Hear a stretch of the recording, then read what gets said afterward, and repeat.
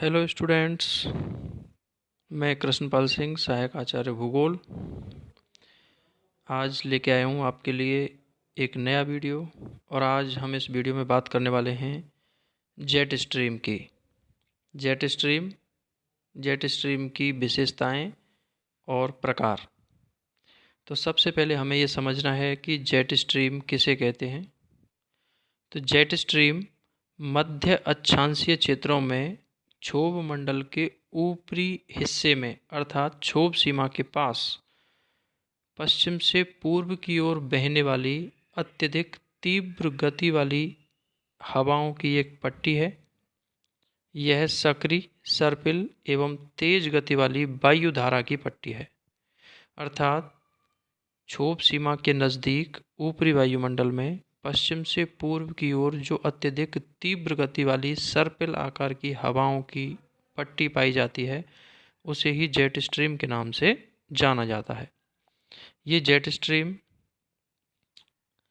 वायुमंडल में बहुत महत्वपूर्ण परिवर्तन के लिए उत्तरदायी है तथा प्रमुख रूप से मानसून पर जेट स्ट्रीम का बहुत बड़ा प्रभाव पड़ता है। अब हम यहाँ पर जानेंगे जेट स्ट्रीम की प्रमुख विशेषताएं क्या हैं। तो जेट स्ट्रीम की विशेषताओं की बात करते हैं तो सबसे पहली विशेषता है जेट स्ट्रीम की कि यह क्षोभ सीमा के पास तीव्र गति से बहने वाली पछुआ हवाओं की पट्टी है।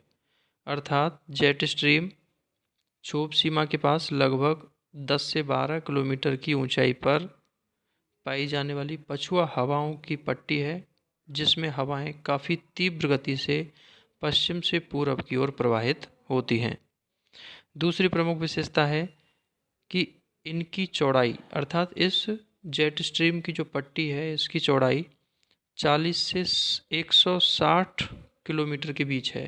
अर्थात जेट स्ट्रीम की पेटी का फैलाव ऊपरी वायुमंडल में 40 किलोमीटर से 160 किलोमीटर की चौड़ाई में पाया जाता है तथा इसकी मोटाई या गहराई 2 से 3 किलोमीटर तक पाई जाती है। तो ये जेट स्ट्रीम 40 से 160 किलोमीटर की चौड़ाई और लगभग 2 से 3 किलोमीटर की मोटाई के बीच हवाओं का एक क्रम है।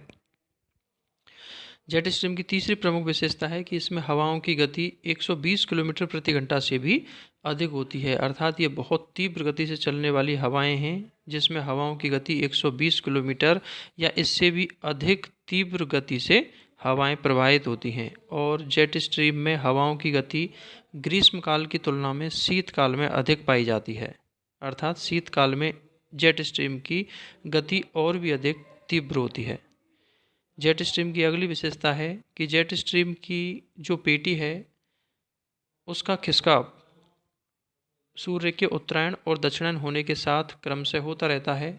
और जब सूर्य उत्तरायण होता है तो जेट स्ट्रीम की पेटियां उत्तर की तरफ और दक्षिणायन होता है तो जेट स्ट्रीम की पेटियां दक्षिण की तरफ खिसकती हैं। अर्थात ग्रीष्म और शीत ऋतु के अनुसार जेट स्ट्रीम की पेटी का खिसकाव होता रहता है। ग्रीष्म काल में जेट स्ट्रीम ध्रुवों की ओर और शीतकाल में जेट स्ट्रीम विषुवत रेखा की ओर खिसक जाता है।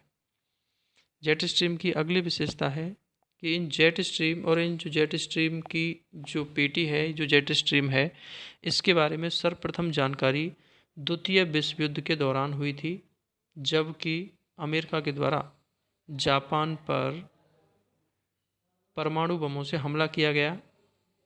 तो उस द्वितीय विश्व युद्ध के दौरान अमेरिका की तरफ से हमला करने के लिए जाने वाले जो वायुयान थे उनको जापान की तरफ अर्थात पश्चिम से पूरब की ओर जाने पर अवरोध का एहसास होता था तथा वापस लौटते हुए उन वायुयानों को धकेलने का एहसास होता था।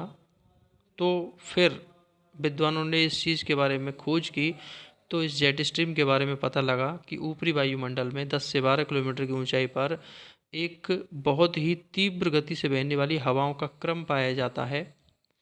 और वही हवाओं का क्रम उस समय द्वितीय विश्व युद्ध के दौरान उन वायुयानों की गति को रोकने अथवा पूरब से पश्चिम आते हुए वायुयानों की गति को और अधिक तीव्र बनाने के लिए उत्तरदायी था। तो इसी कारण से इन हवाओं को जेट स्ट्रीम के नाम से जाना जाता है, क्योंकि इन हवाओं की खोज जेट वायुयानों के द्वारा ही हुई थी। अब हम बात करते हैं जेट स्ट्रीम के प्रकार की, कि जेट स्ट्रीम कौन कौन से इसके वर्ग हैं या जेट स्ट्रीम कितने प्रकार की है। तो जेट स्ट्रीम को प्रमुख रूप से दो वर्गों में बांटा जाता है। एक है उपोष्ण जेट स्ट्रीम और दूसरा मध्य अक्षांशीय या ध्रुवीय वाताग्रीय जेट स्ट्रीम। तो सबसे पहले हम बात करते हैं उपोष्ण जेट स्ट्रीम की। और उपोष्ण जेट स्ट्रीम पृथ्वी पर 30 से 35 डिग्री अक्षांशों के बीच दोनों ही गोलार्धों में पाया जाता है। ये उपोष्ण जेट स्ट्रीम की उत्पत्ति प्रमुख रूप से पृथ्वी के घूर्णन क्रिया की वजह से होती है, कि जो ध्रुवीय क्षेत्रों से अत्यधिक तापमान की वजह से जो हवाएं ऊपर की ओर उठती हैं, तो ऊपरी वायुमंडल में पहुंचने के पश्चात वो हवाएं क्रमशः उत्तर और दक्षिण की ओर मुड़ जाती हैं, और उत्तर और दक्षिण की ओर मुड़ने वाली जब हवाएं ऊपरी वायुमंडल में आगे बहती हैं, तो कोरियोलिस बल की वजह से उनकी दिशा में परिवर्तन होता है और वो क्रमशः उत्तरी गोलार्ध में अपने दाहिनी ओर और दक्षिणी गोलार्ध में अपने बाईं ओर मुड़ती हैं। और इस कारण से लगभग 30 से 35 डिग्री अक्षांशों तक पहुँचते पहुँचते इन ऊपरी वायुमंडल की जो हवाएं हैं उनकी डायरेक्शन पश्चिम से पूर्व की ओर हो जाती है, और यही हवाएं 30 से 35 डिग्री अक्षांशों में अत्यधिक तीव्र गति से सर्पिल आकार में बहने लगती हैं, जिसको उपोष्ण जेट स्ट्रीम के नाम से जाना जाता है। दूसरी बात करें हम मध्य अक्षांशीय या ध्रुवीय वाताग्रीय जेट स्ट्रीम की, तो इन मध्य अक्षांशीय या ध्रुवीय वाताग्रीय जेट स्ट्रीम प्रमुख रूप से 40 से 60 डिग्री अक्षांशों के बीच दोनों ही गोलार्धों में पाई जाती है। और इस ध्रुवीय वाताग्रीय जेट स्ट्रीम की स्थिति उपोष्ण जेट स्ट्रीम की तुलना में अधिक परिवर्तनशील है, अर्थात ये सूर्य के साथ उत्तर और दक्षिण की ओर इसका खिसकाव अधिक होता है।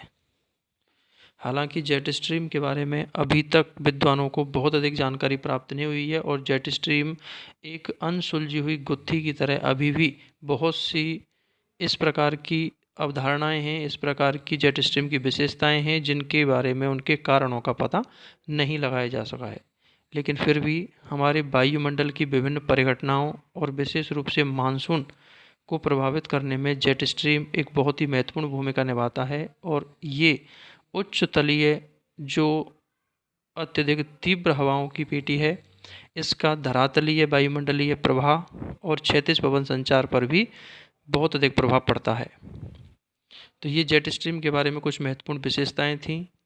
उम्मीद करता हूँ आपको मेरे द्वारा दी गई जानकारी पसंद आई होगी। यदि आपको मेरा वीडियो पसंद आया हो तो इसे लाइक और शेयर अवश्य करें तथा मेरे चैनल को सब्सक्राइब करें।